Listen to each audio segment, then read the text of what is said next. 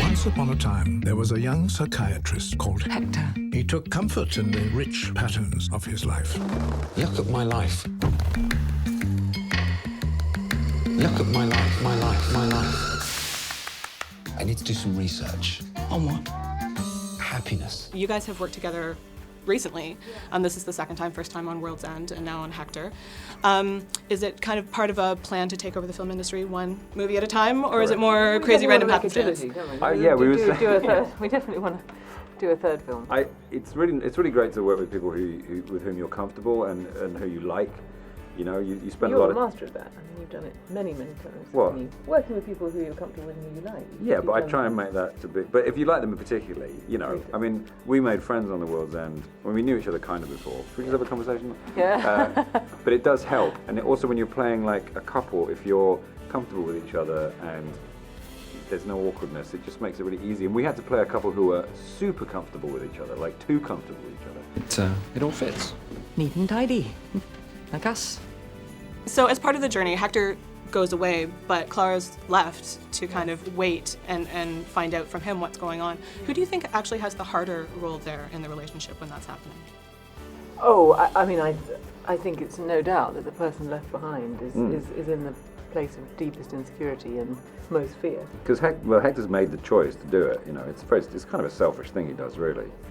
He does it because I think he feels like he has to, and it's a sort of do or die thing. But Clara's forced to sort of think about what she wants. And she's sort of in rather oblique terms, but she kind of gives him permission. I mean, as Hector then says, he definitely takes it as permission. I mean, she says, you know, if you're going to do this totally. Hey, I'm in Africa. Hi, boys. Hey, How long will you be gone? I don't know. Will you be here when I get back? I can't answer the question, can I? What was it about Hector's story when you first read it that made you want to adapt it for the screen and kind of introduce it to audiences?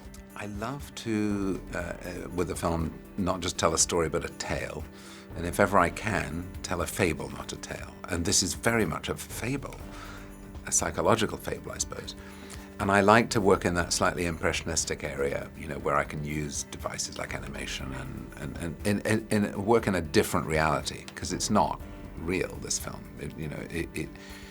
It definitely is designed to engage. It's designed as a very visceral experience, not necessarily an intellectual one, but it is basically entertainment, you know. It's Monday. We are closed. Oh yeah, but I've come a very long way. I'm a psychiatrist. I'm trying to discover what makes people happy.